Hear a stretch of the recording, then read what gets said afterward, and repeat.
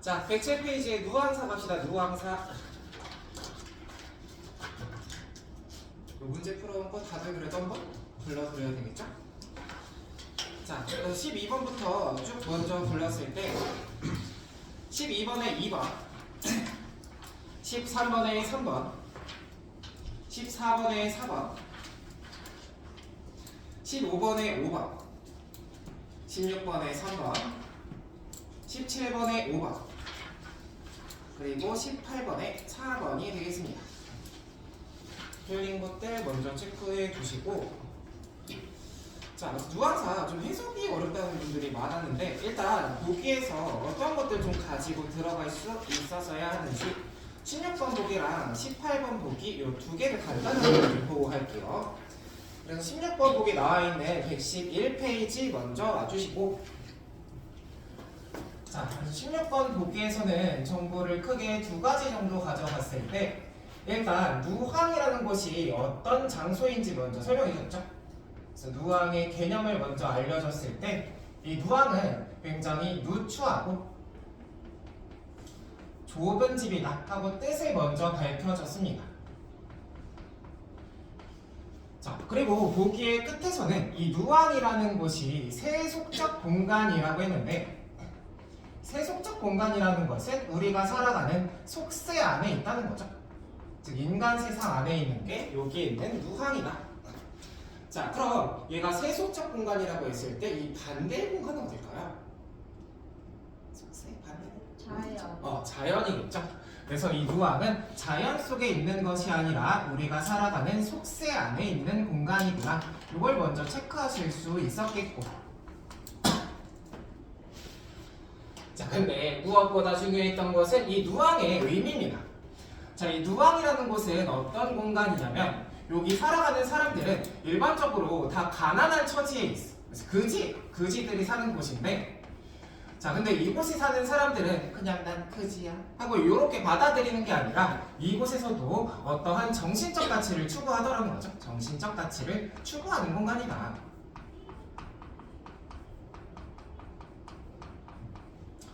자, 그래서 뭐 당시 부유한 양반들은 뭐 산에다 집도 짓고 정자도 지으면서 그곳에서 정신적 가치를 추구했겠지만 그지인 양반들도 있었을 거 아니에요. 그런 사람들은 가난한 처지에 있으니까 이 세속적 공간인 누황 안에서 정신적 가치를 추구했구나. 이렇게 의미 파악해 주시면 되고요.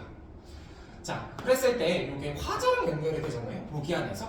그럼 이렇게 가난한 처지에 있는 것이 화자의 상황이겠고, 그럼에도 이 사람은 이러한 처지 속에서도 정신적 가치를 추구하고자 하는 삶의 태도를 보이는구나 하고 화자의 상황이랑 태도까지 읽어서 들어가시면 됐죠. 그렇게 읽혔나요? 자, 그래서 이 얘기를 바꿔주면 결국 화자의 현실은 지금 가난하지만 이 사람은 그래도 정신적 가치라는 이상을 바라보면서 살아간다, 이런 얘기가 되겠고, 그리고 16번 보기가 이 부분이 작품 전체에서 가장 중요한 정보였습니다. 그래서 이 누황사라는 작품은 이 틀 안에서 계속 쓰여지게 될 거예요. 나는 그지지만 그래도 이런 걸 추구해. 난 그지지만 이런 걸 추구해. 이게 반복적으로 나오게 될 거다. 그래서 이걸 먼저 파악하시는 게 가장 중요한 정보였고요. 자, 되시면 18번 보기에서도 몇 가지 정보 찾아서 들어가죠. 뒷페이지에 18번 보기 와주시면, 자, 여기서 우리가 세 가지 정도 찾아서 들어갈 수 있었는데, 첫 번째가 이 누황사라는 작품에는 임진왜란 이후에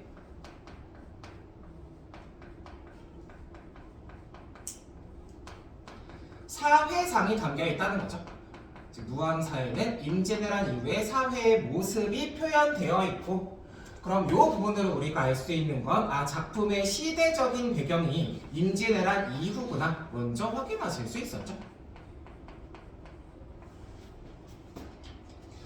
자, 그래서 이 누황사에 들어가 있는 임진왜란 이후의 사회상은 첫 번째로는 당시에 신분제가 점점 붕괴되어 가던 모습이 이 작품에 표현되어 있고, 자, 두 번째로는 경제적으로 어려워진 몰락 양반들의 삶의 모습이 표현되어 있으며,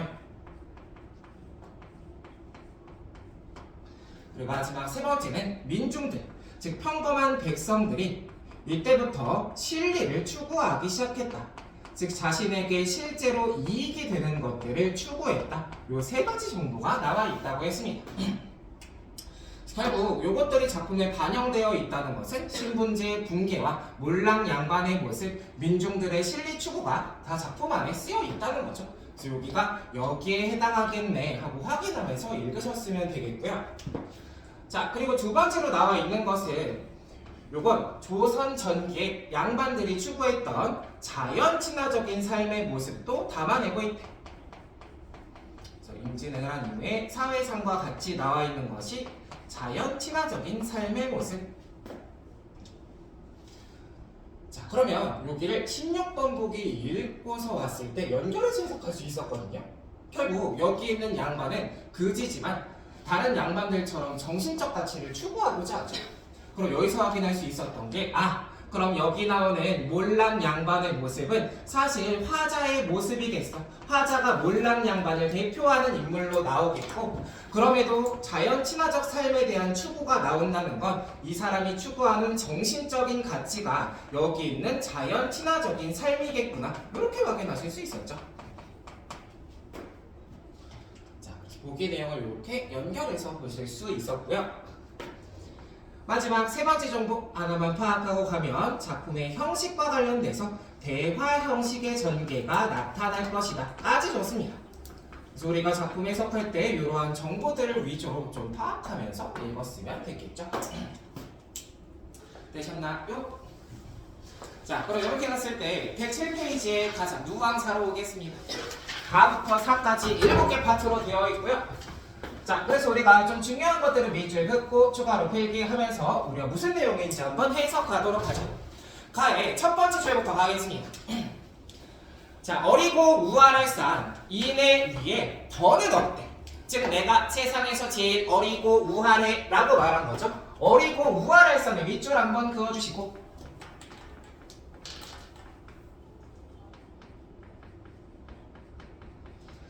그러면 우리가 뒤에 있는 우아하다의 뜻까지 모르더라도 앞에 있는 어리고로 해석이 되잖아요. 어리고는 무슨 뜻이죠? 어리석다라는 뜻이죠.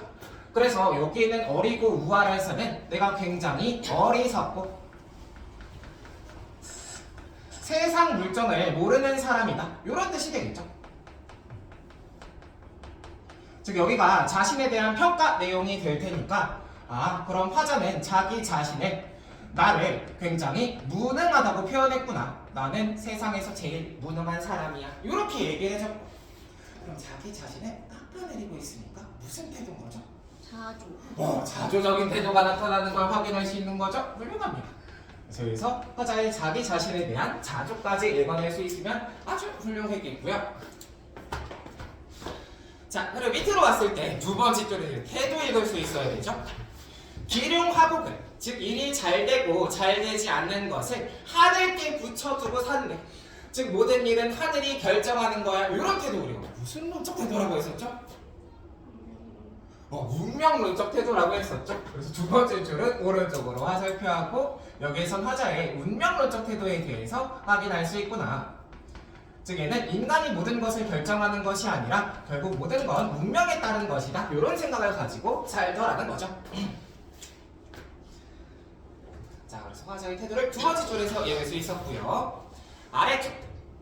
그래서 얘는 누왕 깊은 곳에 초가집을 지어두고, 자, 풍조우석에, 즉 아침에 바람이 막 쌩쌩 불고요. 저녁엔 비가 나. 그랬더니 집이 다 썩어버린 거죠. 그래서 이 썩은 집을 섭으로 쓸 거예요. 섭에만 한번 물결 표시할까요? 섭.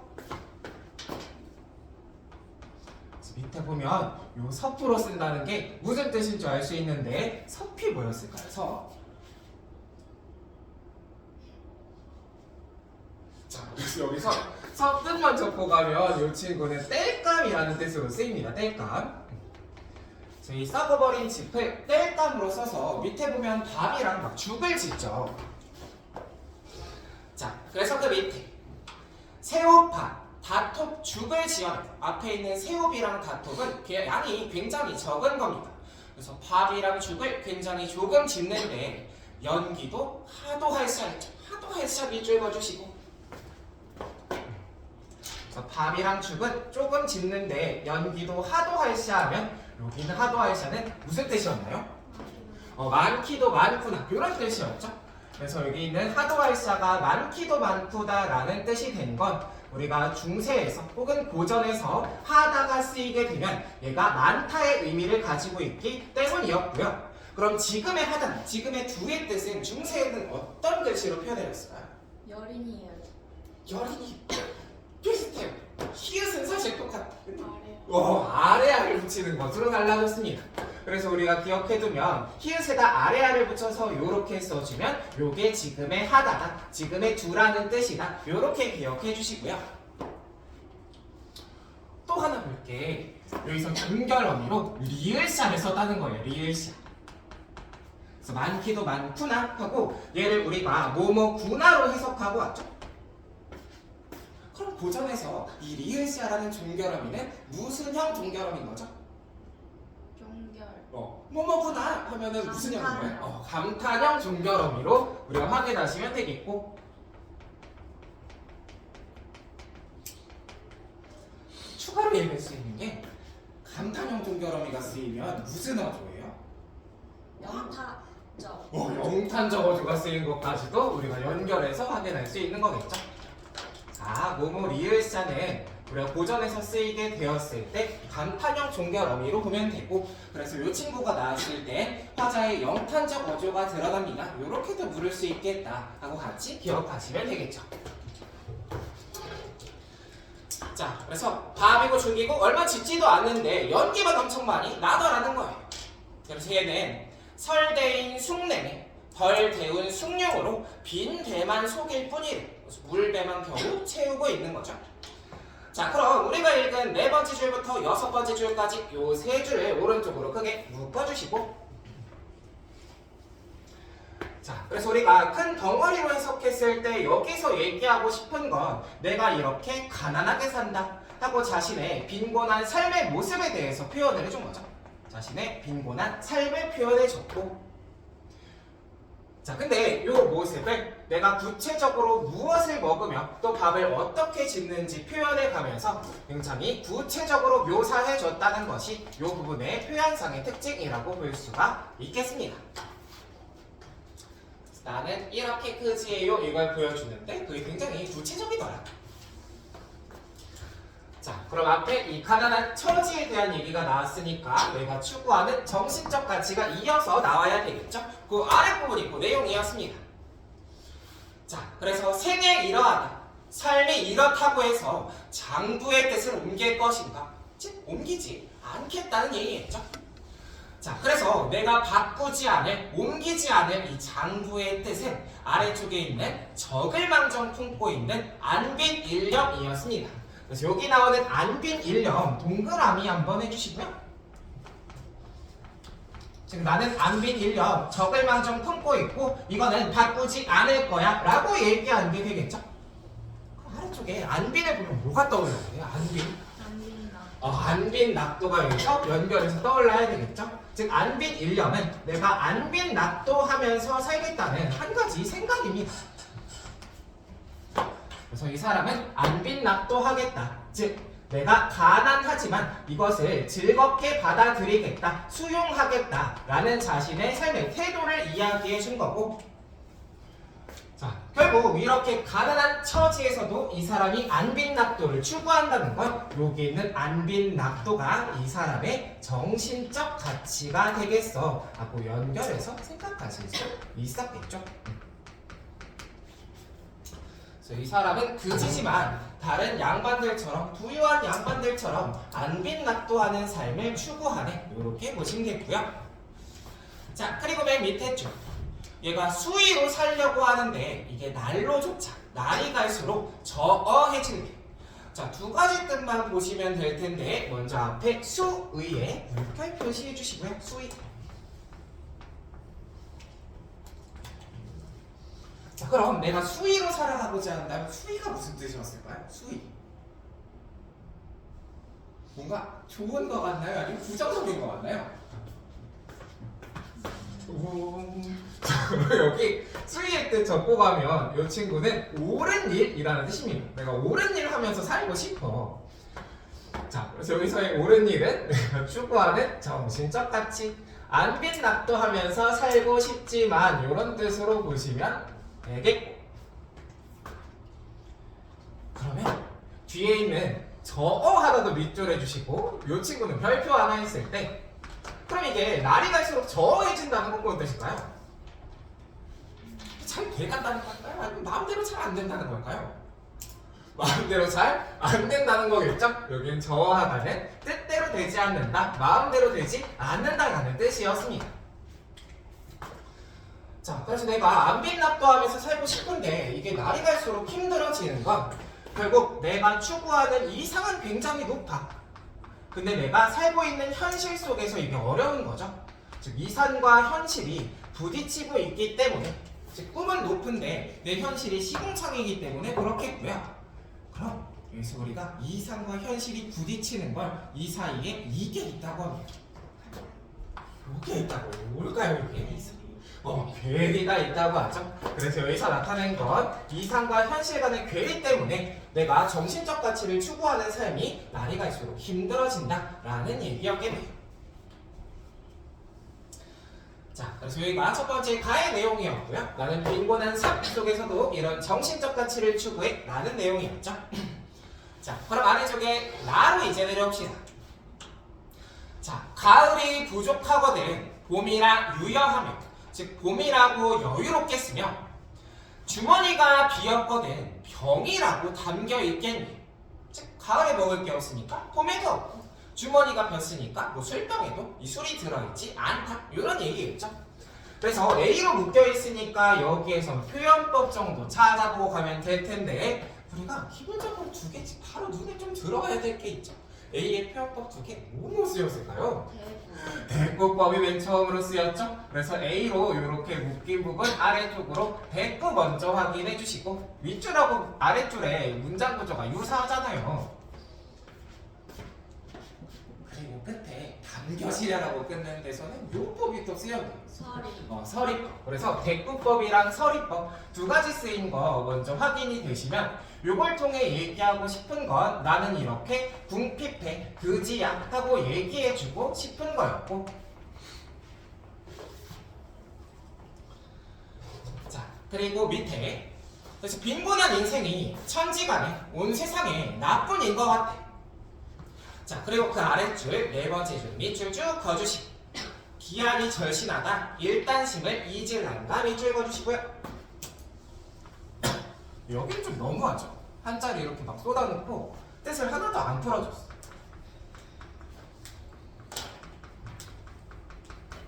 그래서 각각만 간단하게 보고 갔을 때 누가 항상 전문가가 있으니까 기한이 절신한 건 무슨 뜻일까요? 기한이 절신해. 여기서의 한이 추운 거거든요. 기는 뭘까요? 기한할 때 쓰이는 거. 몸풀기? 기가 배고픔? 배고픔. 그래서 배고픔하고 추위가 이 신이 몸신자거든요. 몸을 어떻게 한다는 거예요? 몸을 절단하는 것처럼 괴롭다는 거예요. 그래서 우리가 절신하다까지 끊으면 여기 앞에서의 내용이 결국 내가 살아가는 궁핍한 삶은 이렇게 괴로워요, 힘들어요 하고 말한 거죠. 한자를 좀 밑에 몇 개 풀어주지. 근데 이렇다고 해서 내가 일단심, 내 가슴 속에 일편단심을 잊겠는가 하는 질문입니다. 즉 내가 이렇게 힘들어도 잊지 않는, 잃지 않는 이 일단심은 앞에 나왔던 이 정신적 가치를 가리키는 말이겠고, 즉 안빈납도하겠다는 내 일념을 잃지 않겠다, 잊지 않겠다라는 얘기겠죠. 자, 그럼 여기서 우리가 종결 봤을 때 표현법으로 설의 쓰인 거 확인할 수 있다면 이 사람이 이 설의를 통해서 표현하고 싶은 건 자신의 의지겠죠. 내가 아무리 죽을 것 같아도 내 가슴 속의 일단심을 잊지 않는다, 바꿀 수 없다 라는 얘기겠고요. 자, 근데 아래쪽에 네 줄이 살짝 다른 내용이었거든요. 한자가 많으니까 하나씩 풀게요. 자, 자, 먼저 아래줄에서 분의 망신의 밑줄 하겠습니다. 분의 망신. 저희가 분의 망신에서 죽어야 말려, 즉 죽고야 말겠다라고 여겼던 적이 있었대. 여기서의 분의 망신은 내 가슴에 의로움으로 가득 차서 신을 잊었다, 즉 몸 생각을 하지 않았다, 몸을 잊고 살았다라는 얘기. 즉 옳은 일을 해야 해 라는 마음으로 가득 차서 자기 몸이고 뭐고 상관이 없었던 때가 있었던 거죠. 자, 그래서 이때가 언제인지만 찾아가시면 될 텐데, 아래줄에 우탁, 우난, 요게 망태랑 전대라고 되어 있는데 둘 다 가방 같은 거예요. 가방 같은 데다가 뭔가를 줌줌이 막 이렇게 모아서 넣고 병과 오제에 감사심, 죽고야 말겠다라는 마음을 가지고 있었대. 자, 여기서 병과 오제가 포인트였거든요. 병과 오제 메모해 주시고, 이 작품을 알고 계신 분들은 여기가 바로 해석이 됐겠지만, 이 한자가 어려우니까 여기 병과하고 써있는 거랑 밑에 있는 몇백 점 나온 걸 보면 지금이 어떤 상황에 대한 표현 같나요? 전쟁에 관련된 표현 같죠? 그래서 여기 나오는 병과 오제는 그 뜻을 풀면 5년간의 전쟁을 가리키는 말이었어요. 그래서 지금의 상황이 전쟁 얘기하네 정도만 파악이 되셨으면 되거든요. 그러면 보기 보고 오니까 여기서 5년 동안 치른 전쟁이 무슨 전쟁이에요? 임진왜란이 되겠죠? 그래서 내가 임진왜란과 관련된 얘기를 했고 이 사람이 그때 죽고야 말겠어 라는 마음을 가졌다는 걸 보니까 이 사람은 임진왜란에 참전했던 것 같죠? 자, 그래서 작품의 시대적 배경이 임진왜란 이후를 표현하고 있다고 하면 결국 이 임진왜란 참전했던 이 일을 이야기해주고 있는 건 작품 안에 과거 회상이 쓰이고 있는 거겠죠. 구체적인 해석보다 임진왜란 나갔던 거 회상했구나 이렇게만 보실 수 있으면 됐습니다. 자, 그리고 나의 마지막 줄에서 이시서펴라, 즉 시체를 밟고 피를 건너면서 몇백 번의 전투를 지내었는가 치러왔는가 하는 회상이 계속 이어졌겠죠. 자, 그래서 나는 5년 동안 임진왜란 나갔다 왔어 라는 얘기가 나의 뒷부분이 됐고요. 이게 아래쪽에 있는 다로 이어질 텐데 다로 내려오시면 자, 그래서 내가 일신이 여가 있죠. 내 몸이 여유가 있어서 일간 이 집안을 돌아보았겠니. 자, 그럼 여기서 돌아보랴의 밑줄 그어주시면 당연히 무슨 법이에요? 당연히 서리법 쓰인 거겠죠? 그래서 나는 5년 동안 전쟁을 치르고 왔기 때문에 여유가 없어서 집안을 돌아보지 못했어. 집안에 신경을 하나도 못 쓴 거겠죠? 자, 그랬더니 그 두 번째 줄이 그 결과예요. 일로 장수는 수염이 길게 난 늙은 노비는 노주분, 노비가 주인에게 해야 할 본분을 잊어버렸다. 즉 이 얘기를 쉽게 바꿔보면 니은 오른쪽으로 화살표해 주시고, 결국 이 노비가 나에게 주인 취급을 해주지 않더라, 주인 취급하지 않더라라는 말이 있죠. 자, 그러면 여기가 보기에서 나와있던 거랑 연결이 되잖아요. 뭐가 무너지고 있는 상황이 표현된 건가요? 위계 질서. 위계 질서. 우리가 보기에서는 뭐가 붕괴됐다라고 얘기하고 왔었죠. 신분제가 붕괴되는 거. 그래서 노비가 주인 취급을 해주지 않는 것은 임진왜란 이후 사회상 중 신분제가 붕괴되고 있는 모습을 보여준 것이고, 여기서의 신분제를 조금 더 구체적으로 얘기했을 때 여기는 주인과 종의 관계인 주종 관계가 무너져 내리고 있는 것이 표현되고 있구나, 이렇게 보시면 되겠지. 내가 집안을 하나도 돌아보지 못했기 때문에 노비는 나에게 주인 취급해주지 않고요. 자, 그래서 여기가 읽혔다면 세 번째, 네 번째가 자동으로 됐을 겁니다. 고여 충급을 봄이 왔다고 알려줄 것을 생각할 수 없고요. 경당 문노인데, 즉 밭농사는 노비에게 물어야 한다지만 이걸 물을 사람이 없는 거죠. 그래서 내가 분경가색 내 분인 줄, 내가 해야 할 일인 줄을 알겠다는 거예요. 여기서는 이제 군경가생만 밑줄 해주시면 될 텐데 결국 노비가 나를 도와줄 생각이 없기 때문에 내가 군경가색하겠다는 건 스스로 농사를 짓겠다라는 얘기입니다. 즉, 봄 왔다고 알려줄 사람도 없고 또 반농사 물어볼 사람도 없으니까 나는 스스로 농사 짓는 게 내가 해야 할 일이구나 라고 생각을 했겠죠. 자, 근데 이 사람이 그지지만 양반이잖아요. 양반으로서 농사 짓는 걸 어떻게 생각하냐면 그 아랫줄이었어요. 전체 밑줄하죠. 신야 경수와 농상 경홍을 천타하라, 천하다고 할 리는 없대. 자, 그래서 앞에 나오는 신야 경수랑 농상 경홍이 둘 다 역사적 인물들이었죠. 그래서 요 얘기를 우리가 간단하게 풀면 결국 이 두 사람은 나중에 재상이 되는 훌륭한 양반들이지만 가난할 때 스스로 농사를 지었었어. 그래서 이러한 사람들도 직접 농사를 지었기 때문에 내가 양반이 농사 짓는 거 천하다고 생각하지 않아 라고 얘기를 해준 거죠. 자, 그럼 이건 위에 있는 이 실제 역사적인 인물들의 이야기를 통해 자신의 생각을 드러낸 거니까 여기 표현법으로 뭐가 쓰인 거죠? 고사인. 고사인용이 쓰인 거죠. 고사인용을 통해 자신의 생각을 드러내고 있어요. 이렇게 연결해 줬으면 되고요.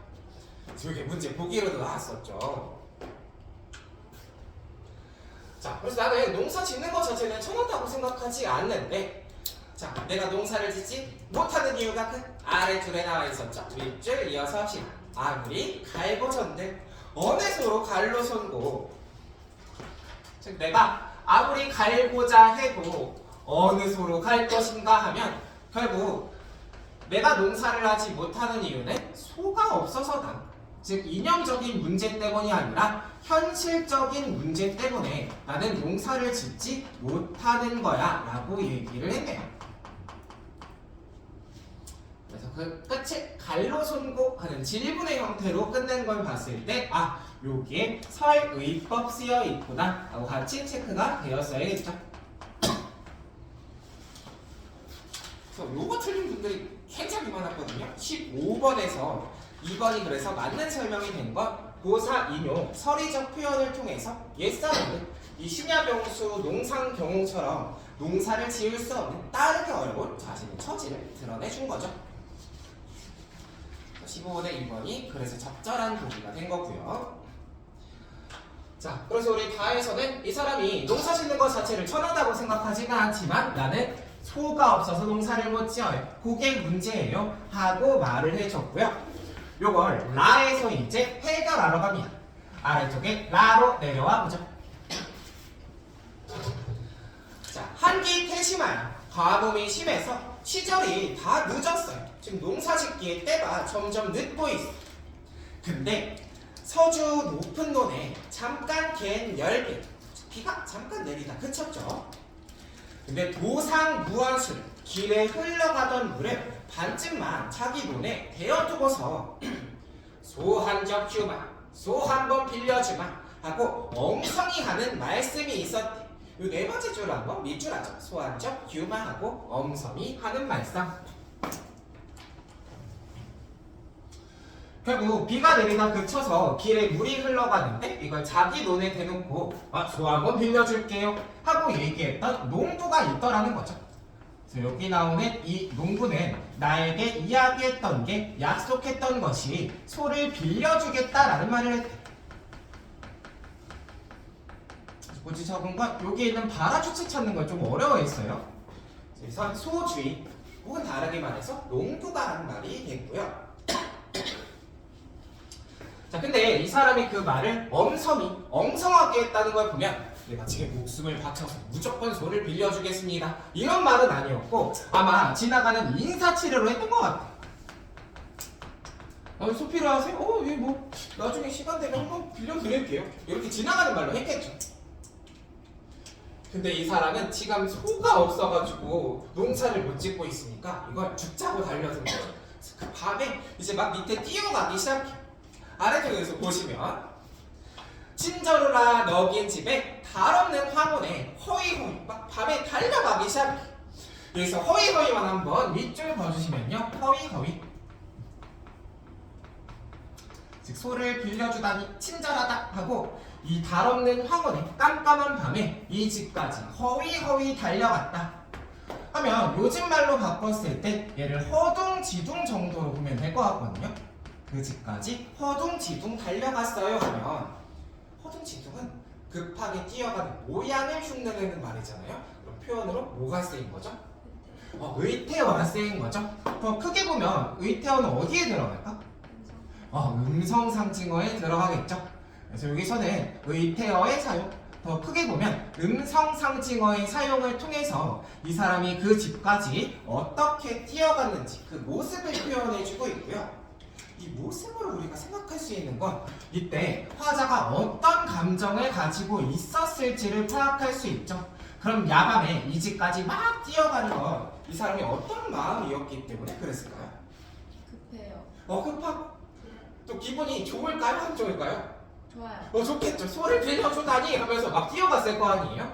그래서 이렇게 허둥지둥 뛰어가는 화자의 모습에서 이것에 대한 설렘과 기대감이 들어가 있는 거야. 그러니까 밤에 막 급하게 뛰어갔겠지 하고 확인하실 수가 있겠고, 여기 뒤에서 한 번 더 나와서 좀 중요하게 다뤄지는 부분이고요. 그래서 막 신나서 집까지 뛰어왔어. 그 다음 문 앞에 도착을 한 거죠. 북이 닫은 문 밖에 어득히 혼자 서셔 큰 기침 아합이 양고토록 오래도록 했대. 즉 양반이 돼갖고 저 왔습니다 이렇게 얘기하긴 뭐하니까 아함 하고 자기 왔다고 티를 냈겠죠. 그래서 이걸 꽤 길게 했나 양고토록 했다는 걸 보니까, 그래서 아함 이러고 있으니까 집주인이 알아들어서 그 밑에 밑줄을 쭉 긋죠. 오하 퀸이신고 염치없사 내없노라 밑줄 해주시고, 자 그래서 얘가 계속 아함 하고 있으니까 누구세요? 귀뉘신고 하고 앞에 물은 사람이 여기에서는 소주의, 그러니까 위에 나왔던 농부가 되겠고요. 여기에 대해서 염치 없는 저입니다 하고 이야기한 게 소를 빌리러 온 화자. 서로 이야기를 주고받는 거겠죠. 별 내용은 아닌데 밑줄 긋고 가는 건 여기서부터 보기에 나왔던 대화 형식의 전개가 시작이 되는 거죠. 여기서부터 이제 이야기를 서로 주고받기 시작할 겁니다. 그래서 마에서 본격적으로 이 소 빌리기 위한 대화가 이어지게 되고요. 자, 그럼 소를 어떻게 빌리려고 하는지 108페이지 마의 첫 줄부터 보죠. 자, B, C, D, E에 누가 말하고 있는지 발화주체들을 같이 보면서 할게요. 자, 먼저 이 초경 시간 알아두면 좋긴 하거든요. 초경이 저녁 7시부터 9시까지예요. 우리 조금 있으면 초경이겠죠? 그래서 초경도 거인데 좀 있으면 밤인데 키 어찌 와 계신고 하고 묻는 거. 이거 누가 말했을까요? 소주의. 이건 소주인의 말이겠죠. 소주인이 어떻게 오셨어요? 하니까 밑에 화자가 연년에 이러하기 구차한 줄 알건만한 소합산 군가에, 즉 소 없는 가난한 집에서 혜염이 많아서 왔대. 여기서 혜염 묽게 표시해 주시면 이거는 반드시 무슨 뜻인지 알고 있어야 되죠. 지난주에도 제가 얘기를 했었어. 우리가 해하고 생긴 거 보면 요거 해다에서 왔겠는데 이 친구는 그러면 생각이 했어 하고 파악하실 수 있어야 되죠. 그래서 매년 이렇게 구차한 줄은 아는데 소 없는 가난한 집에서 생각이 많아서 걱정이 많아서 왔다는 거. 자, 그럼 밑에 길게 이제 소 주인이 말을 하거든요. 해석하면서 한번 보면 공안이나 값이나 즉 공짜나 값을 주거나 줌죽도 하다마는 다만 어젯밤에 건네집 저 사람이 목붉은 수기침 뻥입니다. 닭 비슷하네. 이걸 옥지읍 기름지게 구워내고 각 익은 삼해주 이 좋은 술을 취하도록 권하거든. 이러한 일을 어이아니 갚을런 거. 내일로 주마하고 큰 언약하였거든. 실학이 미편하니 즉 약속을 어기기가 불편하니 사설이 어려워요. 얘기하기가 어렵겠는데요 하고 거절을 했죠. 자, 자, 그래서 우리가 네 번째 줄에 공원이나 값이나부터 열 번째 줄에 사설이 월요일날까지 읽은 거거든요. 오른쪽으로 크게 묶어주시고. 그래서 여기 전체가 다 소주인이 한 얘기였어요. 그리고 소주인이 이야기한 것의 의도는 얘기하고 싶었던 것은 결국 소 빌려달라는 말에 대해서 우회적으로 거절을 한 거죠. 즉, 소 빌려줘요? 했을 때 응, 안 돼 했으면 직접적인 거절은 한 건데 어제 무슨 일이 있었냐면 하면서 길게 얘기할 때 이 사람 우회적인 거절을 했어. 근데 어떤 이야기를 하면서 거절했는지를 우리가 뜯어보면 결국 내가 당신에게 소를 빌려주지 못하는 이유는 소는 건너집 사람한테 빌려줘야 되기 때문이에요.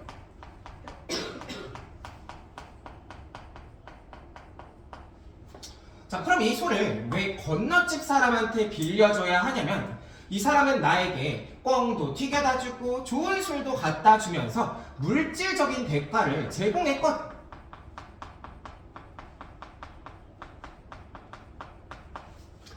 자, 그럼 이렇게 얘기하는 거 생각해 봤을 때 그냥 소 못 빌려준다고 얘기할 거면 아, 저 다른 사람 빌려줘야 돼서 안 되겠는데요? 이렇게만 말해도 되잖아요. 근데 이 사람이 뭘 갖다 줬고 뭘 갖다 줬고 이런 걸 왜 얘기했냐? 맨입으로 와서 얘기하지 말고 뭔가를 갖고 오라는 거죠. 즉 소는 뭔가 갖다 주는 사람한테 빌려주지 당신은 맨입으로 와서 뭔 얘기예요? 이런 식으로 말을 하는 거예요. 그럼 우리가 이걸 어디다가 연결해서 생각할 수 있냐면 결국 여기 있는 소 주인이 소를 빌리기 위해선 물질적인 대가가 필요하다라고 얘기한 것이 우리가 임진왜란 이후에 나타났던 민중들, 즉 평범한 백성들이 진리를 추구하기 시작한 모습이야. 이렇게 연결해서 생각하실 수 있겠죠? 즉 그 이전 같으면 양반이 소 빌려달라고 했다? 네, 알겠습니다 하고 줬을 텐데 이때부터 민중들이 아니 나한테 이득이 돼야지 뭐 빌려주든 말든 하지 이렇게 생각을 했다라는 겁니다. 여기에서 우리가 파악하실 수 있으시면 되고요.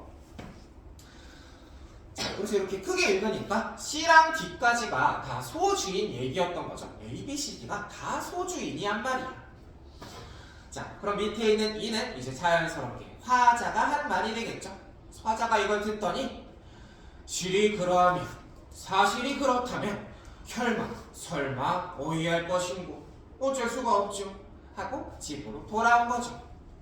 그래서 헌먼터 이 헌 모자를 숙여 쓰고 칙 없는 집신에 설피설피 하면서 물러왔다. 여기서 이 설피설피만 물결 표시 한번 해주시고요. 설피설피. 그래서 그 직고를 하고서 집에 설피설피 물러왔다라는 것 요게 지금 뜻으로는 터덜터덜 정도랑 비슷할 텐데 그럼 얘도 앞과 마찬가지로 의태어가 사용되었다는 건 이 라의 부분과 동일하죠. 둘 다 의태어를 썼어. 근데 다만 담아내고 있는 게 다른 건 이 설피설피라는 의태어를 사용함으로써 보여주고 있는 화자의 정서는 어떤 거예요? 터덜터덜 이렇게 걸어오는 거 보니까 실망감이 여기 담겨 있는 거죠. 앞에는 설렘과 기대감이라면 여기엔 화자의 실망감이 들어있겠어. 이렇게 확인이 되시면 두 개 표현 연결해서 확인하실 수 있겠고요. 밑에가 하나 중요하거든요. 밑에 보시면 자, 내가 이렇게 터덜터덜 오는데 풍채적은 형용이에요. 형용은 모습입니다. 그래서 내 모습이 되게 풍채가 작아 보여 오늘따라. 근데 이걸 보고 개가 막 짖더라는 거예요. 개 세모해 주시고요. 개. 그래서 안 그래도 기분이 더러운데 개까지 막 날 보고 왈왈 이렇게 짖어. 그럼 이 사람은 야 이제는 개도 나를 무시하나? 이런 생각이 들겠죠. 자, 그럼 얘를 풀었을 때 여기서의 개는 화자가 안 그래도 참담한 마음을 가지고 있는데 이걸 더 크게 만드는 존재죠. 그러면 화자가 느끼는 이러한 정서를 더 심화시키는 것을 우리가 문학에서 어떤 대상이라고 불렀을까요? 객관적 상담물이라고 불렀었죠. 그래서 여기서의 개는 화자의 정서를 심화시키는 객관적 상담물로서의 역할을 하는구나 이렇게 보실 수가 있었습니다.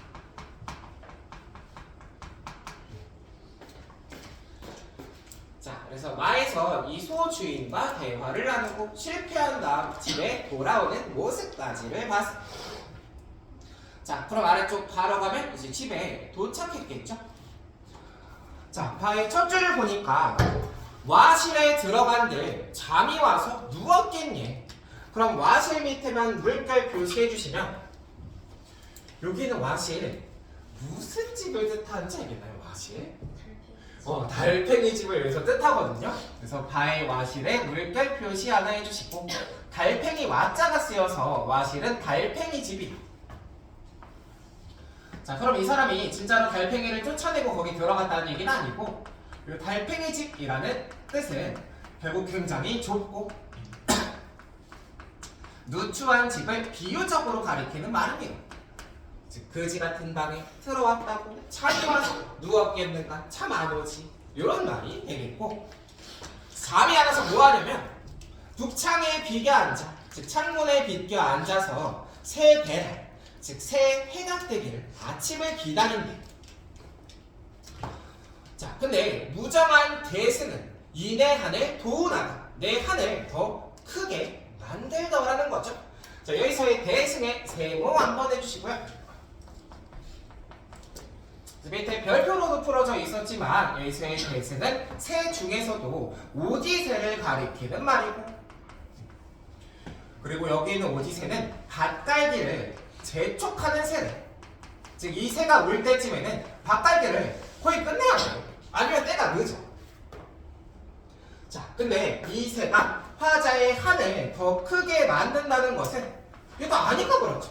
나도 지금 밭갈기 해야 되는 거 알아. 근데 소가 없는데 어떡해? 그럼 환스러움만 더 커지게 되겠고요. 그럼 이 친구도 하는 역할이 마찬가지로 뭐겠어요? 객관적 상관물로서의 역할을 당연히 하겠죠. 그래서 작품 안에서 객관적 상관물은 여기 있는 대승과 앞에 객 이 두 가지가 나오게 되겠고 자, 그리고 밑에 종초 주창하며 아침까지 슬퍼하면서 먼 들을 바라보니 즐기는 농가도 흥없이 들리고 세정 모르는 한숨, 세상 물정 모르는 한숨은 그칠 줄을 모르다.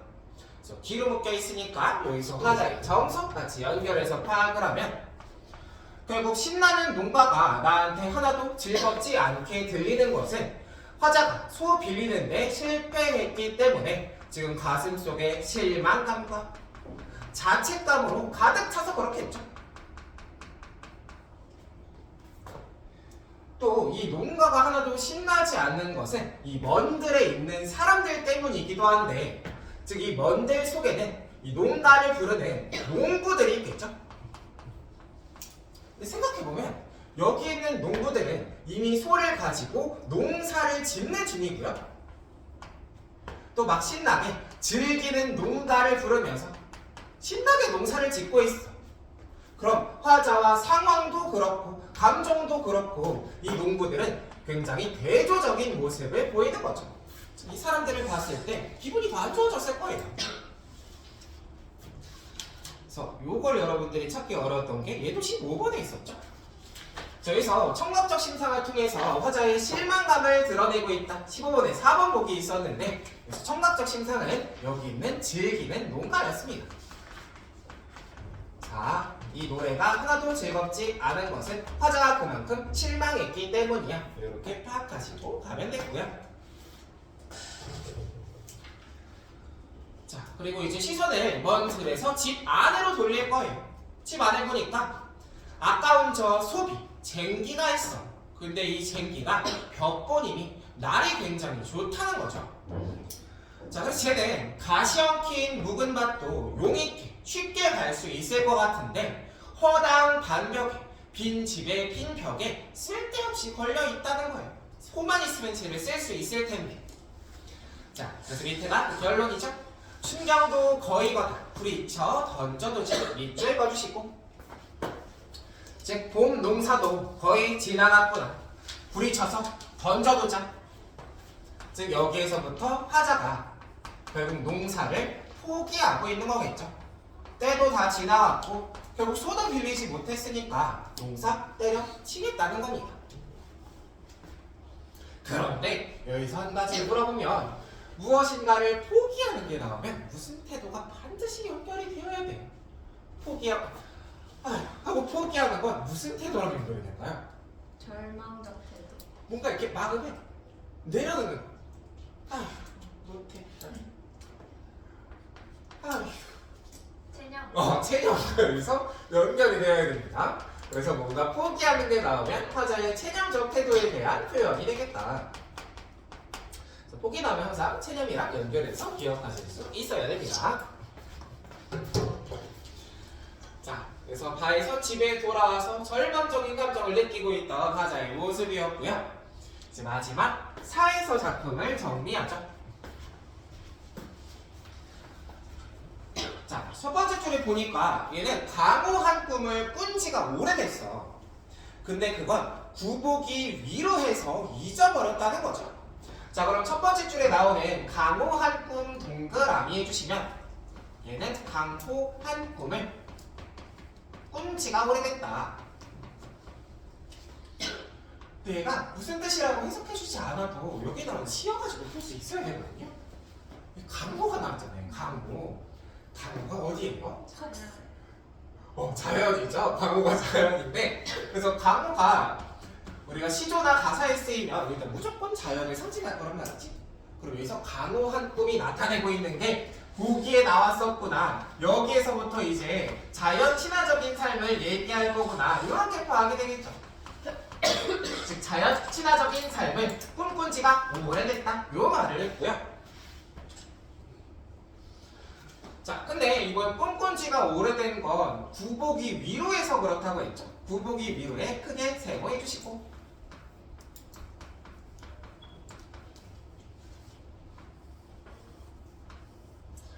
자, 그래서 위로 뜻은 뒤에 달려 있었어요. 문제가 되다 라는 뜻인데, 그럼 앞에 있는 구복은 뭘까요? 먹고 사는 거. 여기 있는 구자가 무슨 구자죠? 입구자. 목은 뭐겠어요? 먹으면 어디로 들어가죠? 위. 위가 이렇게 해서 네. 배에 들어가죠. 배 국자예요. 그래서 입이랑 배가 문제가 됐다는 건 방금 얘기한 것처럼 먹고 사는 문제 때문에 그렇죠. 먹고 살아야 되니까. 그러니까 자연 친화적인 삶을 꿈꿀 수가 없는 상황이었다. 이런 얘기겠네요. 자, 근데 이제부터 내가 자연 친화적인 삶 얘기를 할 건데, 자, 천필기육한 뒤나라 물가 쪽을 보니까 녹죽이 굉장히 많더라는 거죠. 녹죽이 한번 동그라미 해주시고, 대나무를 내가 봤어. 그리고 나서 얘기하긴 유비 군자들아, 선비들아, 낙대를 하나 빌려달라고 했죠. 낙대 밑에 물결 표시합시다. 그리고 그 친구는 별표도 할게요. 얘가 풀렸으면 우리가 아래 쪽에 부분은 이것의 예시 혹은 어떤 상황에 관련된 얘기로만 보시면 됐어요.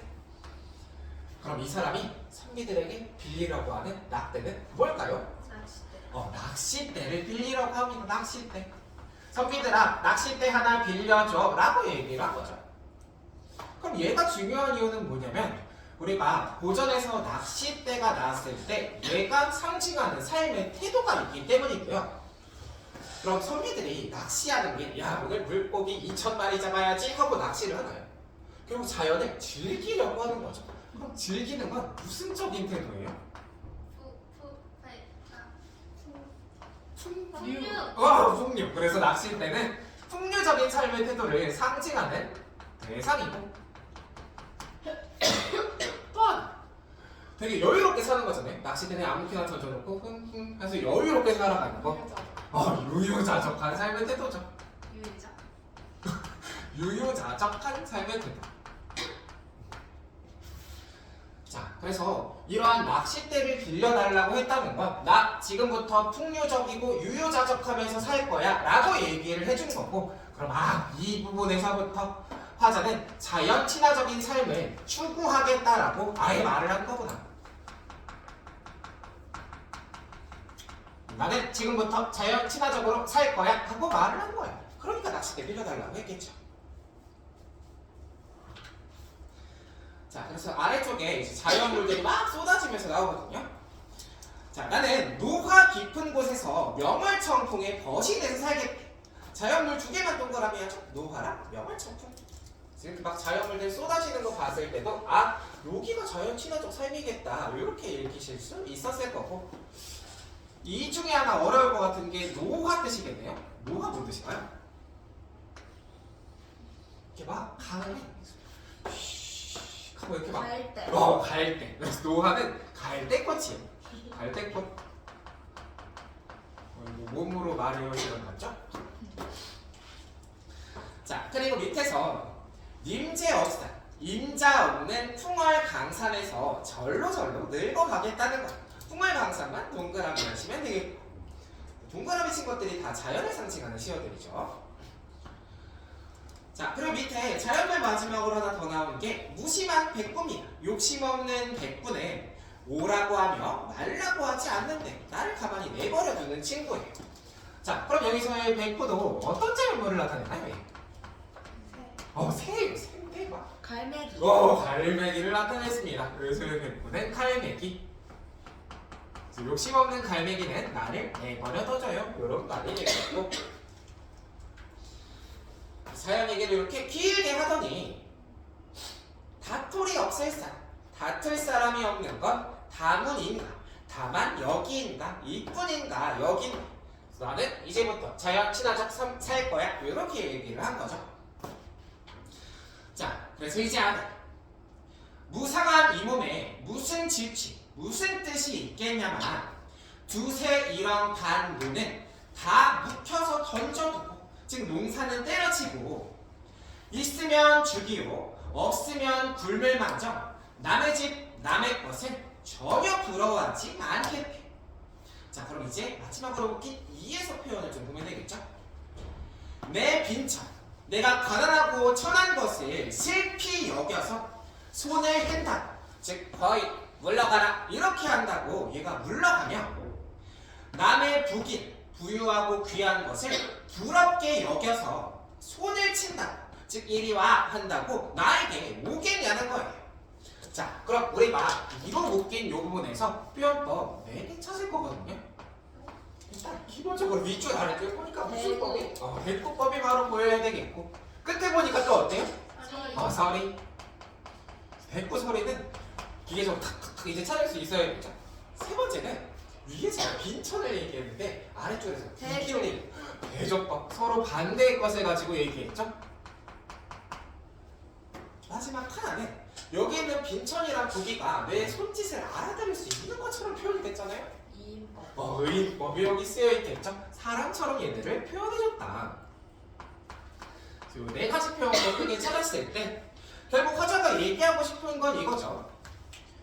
결국 부기랑 빈천은 우리가 어떻게 할 수 있는 게 아니라는 거예요. 마음대로 되는 게 아니다. 정해져 있는 거다. 요 말을 하고 싶은 거고요. 자, 그래서 요 말을 마지막 줄에서 다시 한번 정리하면서 끝을 낸 거죠. 자, 마지막 줄 밑줄에 인간 언의 일이 명밖에 운명밖에 생겼겠는가? 마지막 줄 밑줄 해주시고, 그리고 작품의 앞과 마찬가지로 화자는 이 운명론적 태도를 드러내면서 끝을 낸 거죠. 운명론적 태도. 근데 표현상으로 어휘 하나는 좀 외우고 가야 될 게 삼겨시리에 삼기가 있잖아요. 삼기가. 이 친구는 좀 기억을 해주시고, 얘는 만들다 혹은 생기다 이런 뜻으로 기억해 주신 다음에 더 적합한 거 넣어주시면 돼요. 그래서 인간 언어의 일이 운명 밖에서 만들어졌겠는가, 생겼겠는가 라는 얘기가 되겠죠. 그래서 문제 답을 우리가 해석한 거에서 웬만하면 찾을 수 있었을 텐데 하나만 좀 짚을게요. 15번에서 5번 정답 못 고른 분들이 많았거든요. 주객전도 표현만 마지막으로 한번 짚고서 끝내겠습니다. 나머지는 해석하면서 우리가 웬만큼 다 짚혔는데, 자, 여기서 주객전도가 쓰였다고 했죠? 방금 우리가 읽어놨던 요 2에서 주객전도가 뭐였어요? 주객전도? 주체랑 주체. 주체랑 객체를 바꿔서 표현하는 거죠. 그래서 얘는 행동을 하는 대상인 주체와 행동을 당하는 대상인 객체를 전도시킨다, 바꾼다 이런 얘기였습니다. 그래서 예시로 들면 간단하게 시험을 망한 상황이라고 했을 때 시험지가 딸을 보고 운다 이렇게 얘기를 해주는 거죠.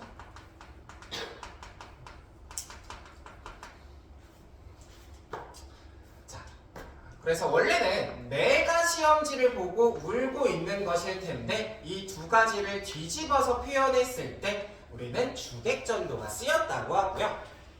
그리고 여기가 주객전도인지 알려면 이 두 개 대상을 바꿔보면 되겠죠?